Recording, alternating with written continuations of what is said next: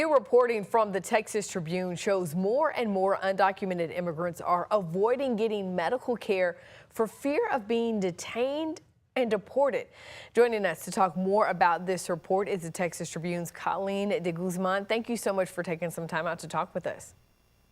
Thank you for having me. So I want to take a step back and talk about what led to these numbers, these reports. There was an executive order issued by the governor. Tell us exactly what happened here. Yes, so Abbott's order, which was implemented November 2024, requires hospitals to ask patients their citizenship status. Are they a citizen or not? But even if it's required to be asked, patients have the right to decline to answer.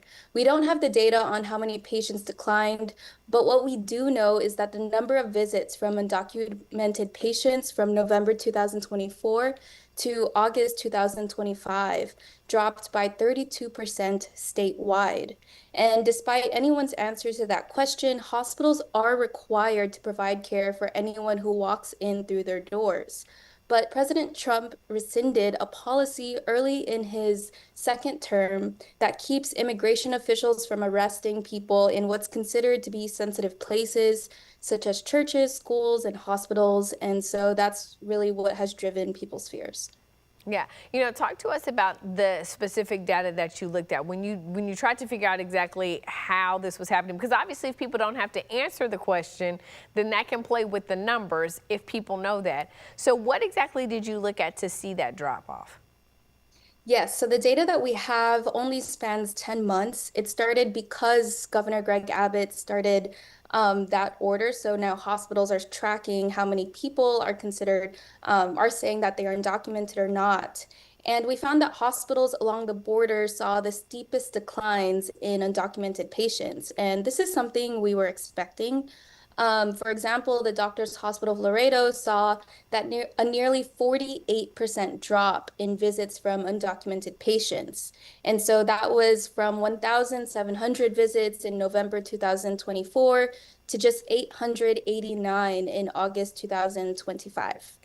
Other hospitals. No, go ahead. Other hospitals?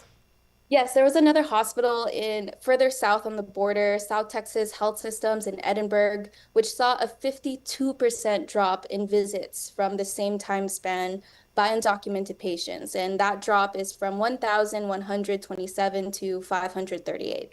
So obviously people are not getting less sick. They're not having fewer emergencies, right? So what's the concern about what's happening to people? So I spoke to a variety of public health experts, and their concerns range from short-term to long-term. And so short-term, people are not getting the vaccinations that they need. There was a public health director for Dallas County who talked about how vaccination lines, usually during the back-to-school period in August, are really long. It's usually the busiest time of the year for kids, but last August, it was pretty empty. He said he did not see the crowds that they usually get. In terms of long term, a lot of public health experts are concerned that people are waiting to get help when they're sicker and in more pain, and that really lowers their chances of recovering or even their chance of recovering at all. It makes the recovery process a lot more complicated. So, yeah, those are the short and long-term effects. I mean, you talked to some people about just how they're feeling. Describe for us how they're feeling having to deal with this, knowing that even if they are in pain, even if something is wrong, they're too afraid to go to the doctor. Yeah, and this fear spans across all immigrants. I spoke to an expert with KFF, a healthcare policy think tank, and they said that fears of ICE and immigration officials span across people who are undocumented and people who are legally here.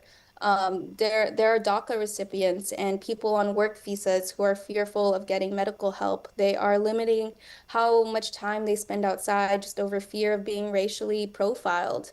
I spoke to a woman in South Texas, the city of Edinburgh.